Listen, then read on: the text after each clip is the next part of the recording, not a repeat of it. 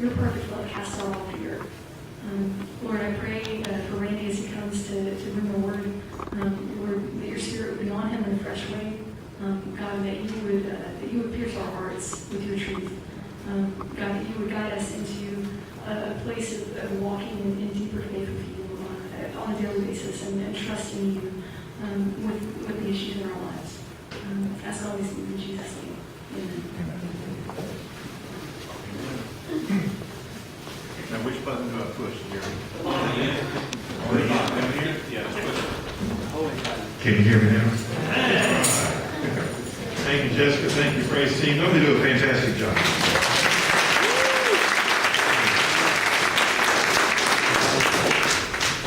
Thanks, Randy. Senior pastor here, and glad to be here. Glad you're here today.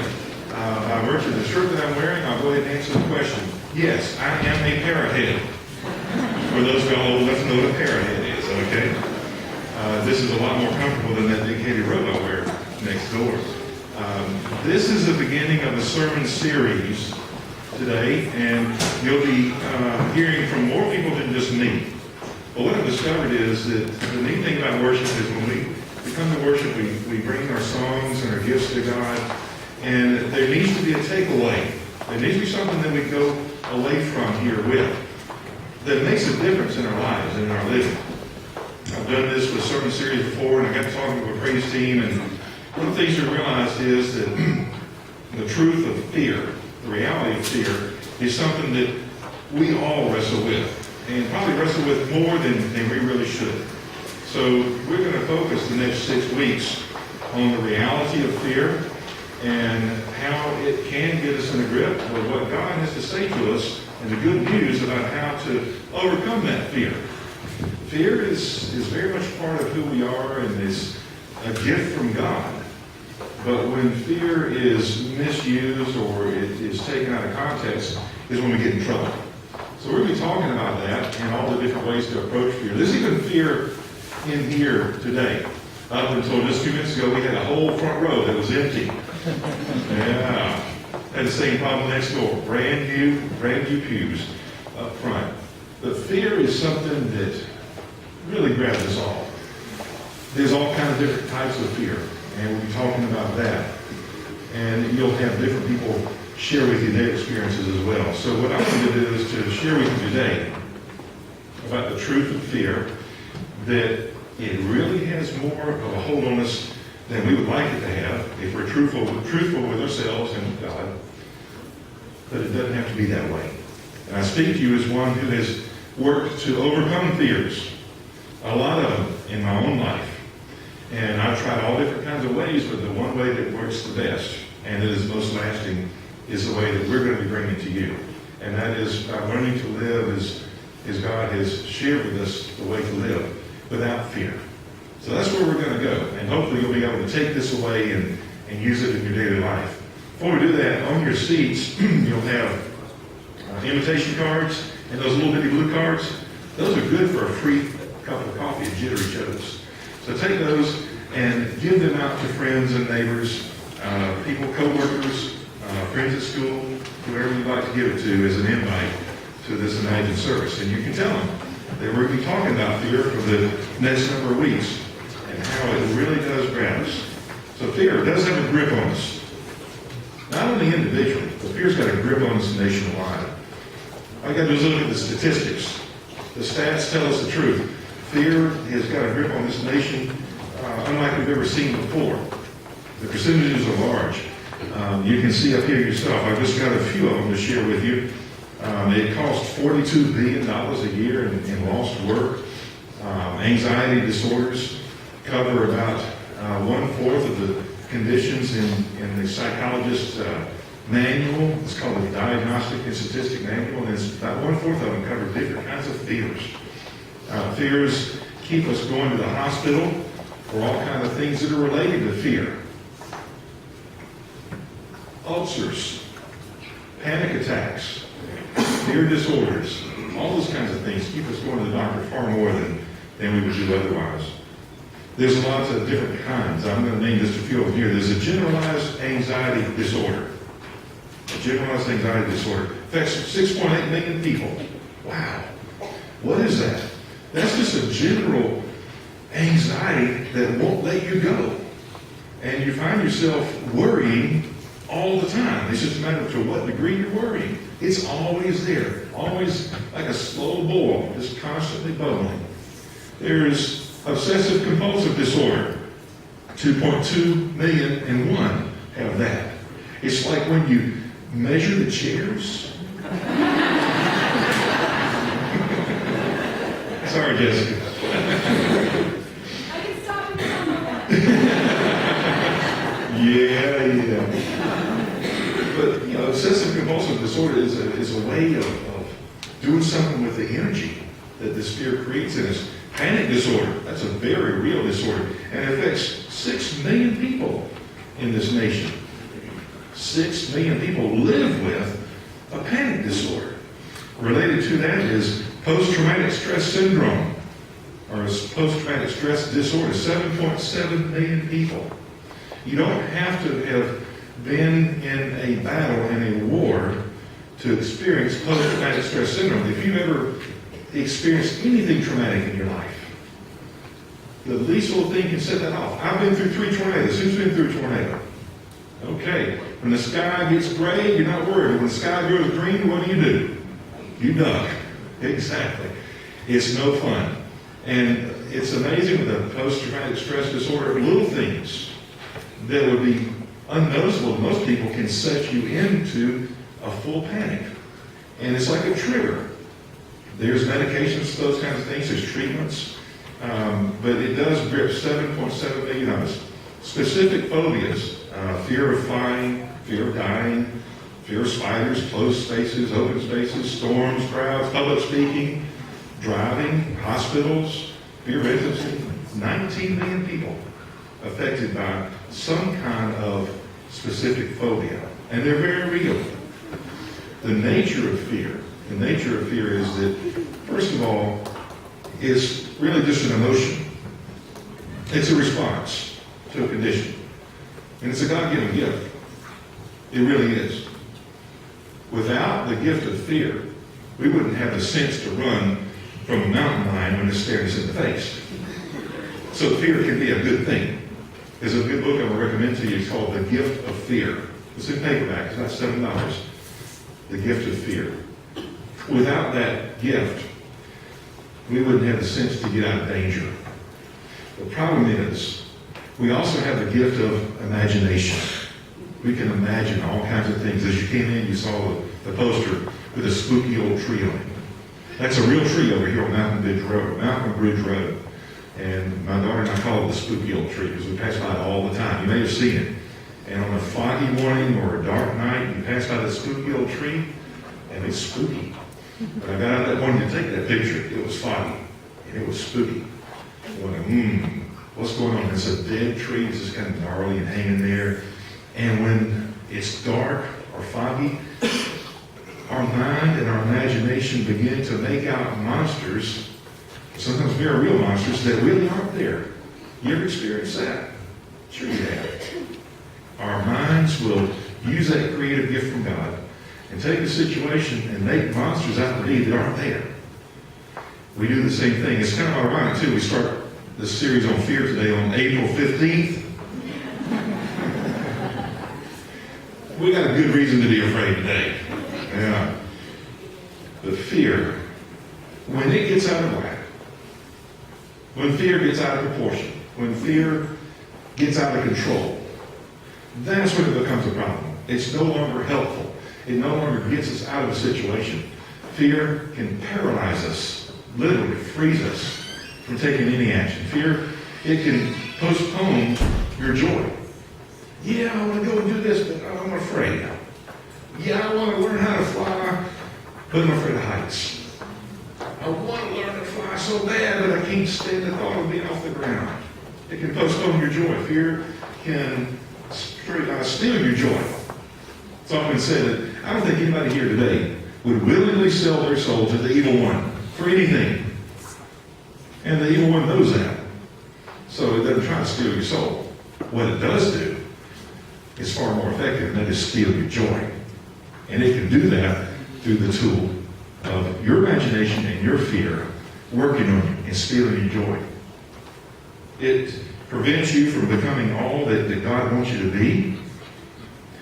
Some of you maybe have felt at one time a call to ministry. Fear kept me from answering the call to ministry for 10 years. I first felt the call when I was 19 years old. And I wrestled with it. I ran from it. I wanted no part of it. Doing something like I'm doing today scared me to death. Y'all see those bumper stickers that says, ain't scared? I was scared. And so I missed out on 10 years. Finally, I gave up and gave in at age 29. I went to seminary. And it's been a great journey ever since. But fear can keep you from doing the kind of things that are a blessing in your life. Fear can sometimes keep you from making a commitment to get married. Guys, fear of commitment. Oh, they're not in that one now. I'll hush. Fear can ruin your life, and it can blind you. So when fear gets out of control, that's when we got problems. Basically, we're going to be talking about two kinds of fear over the next number of weeks. And they are acute and chronic. Fear, anxiety, same thing. There's acute anxiety and there's chronic anxiety. How do you tell the difference? Acute anxiety is specific. It's time limited. It is visible. It's tangible and measurable. And it's actionable. Here's an example. This is just a test, okay? There's a tornado. It's on the other side of 441. It's an F3. It's headed this way. So yes, it's a scary thing. Fear says, okay, I can see it. I know what it is. I know where it's headed. Therefore, I know what I need to do. What is that? Run. Exactly. That's a real part of our lives. Most of us don't live with acute anxiety. It does happen. Tornadoes do happen. Storms do happen. Cars cross the center line and all those kinds of things. But that's not what we live with most of the time, because once the threat is gone, it's over. Might have to catch our breath a little bit, but what we live with most of the time is this thing called chronic anxiety. Chronic anxiety is not specific. It's not time limited. It's not measurable. And it's not visible. And it's not actionable. Here's a good example. There's a tornado in the area. We don't know which direction it's headed. We don't know how big it is. We don't know how fast the wind's blowing. We don't know where it's headed. And we can't see out the window because the shades are drawn. Uh-oh. You don't know what to do, where to go, whether to run or duck or cover or what. And that's what most of us live with most of the time, is that chronic anxiety, that what if this happens, what if that happens? And that's the kind of fear that's a very real fear that leads to all those other phobias and anxiety disorders that we wrestle with by the millions of us. So if you experience fear in your life, you're not alone. Fear or anxiety. For our children, all the children here today, anybody in 1st grade through 12th grade, you know what I'm talking about, because on Monday, the 23rd of April is what? CRCT. Testing. This Tuesday. I messed that one up, didn't I? Yeah. Look, guys, girls, you know what I'm talking about, don't you? There's pressure on you to perform on this test, isn't there? And your teachers have been trying to prepare you for this test all year, haven't they? You've been working at it, studying hard, doing the best you can. But there's this big anxiety about, what if I don't pass the test? My life is over as I know it. I'll never go on beyond here. That's what the evil one would like for us to believe. The evil one would like for us to believe that the worst case scenario is going to be the real scenario. And the truth is, the worst case scenario rarely ever comes to pass unless it's an acute situation. If the tornado's there, you know where it's going, get out of the way. That's the only time that the worst case scenario usually happens, because it's real. When it's not specific, it's not tangible, not measurable, it usually never comes to pass. But that's what our imagination does. And that's what the evil one uses to trip us up. So we all live with it, no matter how old or young we might be. What does the Bible have to say about that? Well, way back in the Old Testament, got a passage here from Exodus 14, 10 through 11. Imagine this. We'll put the text up here and you can read that. The Israelites had been slaves to Pharaoh for years and years and generations. God finally set them free. Pharaoh let them go.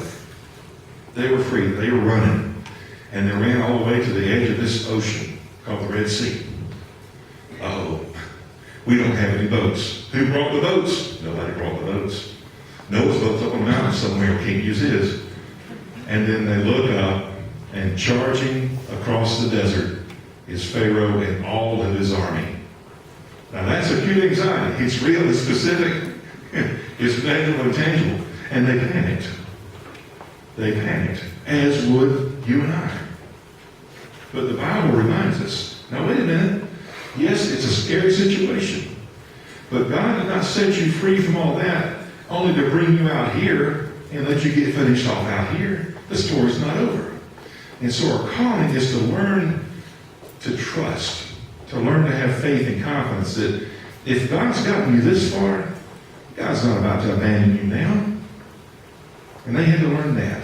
And so they crossed the Red Sea, the ocean dried up, they crossed, then the army comes after them, and they were drowned. It's a neat Bible story. I encourage you to read that. It's in Exodus. And there we see, there they stand by the edge of that ocean, trembling in fear, saying, oh gosh, when fear gets you, it's a woulda, shoulda, coulda. If we would have just stayed home, we could have been alive and well now. Here comes that army. Well, that was thousands of years ago. What about Jesus? What did Jesus say? Fast forward several thousand years to a man named Jesus. He gives us a very healthy perspective on fear. And he says to us, therefore I tell you, do not worry about your life, what you'll eat or drink, or about your body, what you'll wear. Is life not more than food and the body more than clothes? Well, how much does our society today focus on having six-pack abs, which I don't have, and having the perfect body, the perfect clothes, the perfect everything? And this is 2,000 years ago. They were focusing and worried about the same thing. Is life not more than that? Look at the birds of the air. They don't sow or reap, store away in barns, and yet your Father feeds them. Aren't you worth more than birds? Sure you are. And here's what I like, verse 27. Can any one of you, by worrying, add a single hour to your life? Wow. Can any of us, by worrying, fretting, fuming, add 1 hour to your life? No, you cannot. Well, what will it do? It will take away those hours, and they become days and weeks and months that are shaved off of your life, and sometimes years. People who worry the most die the youngest from stress-related disorders. It eats you alive from the inside, literally. So Jesus is saying, a good question. What good is it going to do you? All that worrying. He continues on. Why do you worry about your clothes? The flowers of the field? He continues there with examples of how we need to look around us and see that God cares for God's creation. And if we are, and we are part of God's creation, He don't care for us. We don't need to worry about that. We need to be responsible. We don't need to obsess over God's love for us. And I love this verse 34. Therefore, do not worry about tomorrow, for tomorrow will worry about itself. Each day has enough trouble of its own. Everybody said amen. Each day has enough trouble of its own. Don't worry more. A good friend of mine from my last appointment used to remind me of this every day. She says, don't trouble till trouble troubles you. It took me 6 weeks to learn how to say that without getting tongue-tied. So, the first step toward healing is to name your fears. Now, we listed a few of them at the very beginning of the service. I didn't hit all of them by any stretch of the imagination. But every one of us, if you were to take a little card or a notepad or something with you, you could probably list at least 10 things that have got a grip on you right now. Some of them are minor. Some of them are major. But list them. Name them. Whenever Jesus tossed out a demon out of somebody, the first thing he did was name it. Because if you can name it, that's the first step toward controlling it. So name it. And not before everybody else. This is between you and God. Write down what those fears are. Whether they're rational, irrational, justified or not, doesn't matter. Write down what's got a grip on you. And keep that list for the next 6 weeks. And then we're going to start working on that list. Write them down, and then start working on them one at a time. Start with the easiest ones first. We're going to give you ways to do that. We're going to share with you ways that, and from the Bible, shows you how to erase and eliminate and conquer those fears. Does it mean that you'll never be afraid ever again? No. What it means is we're going to learn how to feel the fear and live life to its fullest anyway. We'll learn how to feel the fear and live life to its fullest anyway. So that fear doesn't hold you back, so it doesn't poison you, so it doesn't steal your joy, so it doesn't steal your soul. And so that you might live this life abundantly, because that's what God intends for us to do. To live large. Doesn't promise us to be wealthy. He just says, enjoy it. It's meant to be good. Life is good. And it's meant to be enjoyed. So savor every moment. Don't let fear steal a minute of it. If there's a reason to be afraid, then be afraid, deal with it, and then move on. Learn how to put fear in its proper place. There is an answer. There is something that you can take from here into your daily life from the Bible that helps us deal with fear. So I hope this has been helpful to you as sort of a quick introduction. Gave you a lot of stuff. We've got copies of these slides here. If you want us to hand those out later on, we can do that. We'll have the slides, copies each week. If you want to keep those and hang on to them. We'll be doing this for the next 6 weeks. So name your fears. Work on them. Pray about them. Ask God to remove them, and He will. Ask God to do something with them, and He will. Ask Him to do something with you, and He will. I know, because I stand before you as one today who has wrestled with, who has anguished over, who has been a victim of, and who has conquered more fears than you can ever imagine. Still have a few on my list. I'm knocking them out day by day. As I grow in faith, the fears diminish. And life is so good with all that crazy fear stuff. Let us pray. Gracious God, we want to live life abundantly. We want to live it to its fullest. And we know that fear's got too much of a grip on us, so we want to get rid of it. We need to be smart enough to know when to be afraid so we can take action and not get caught in something that would hurt us. But those times are rare. Those occasions are few.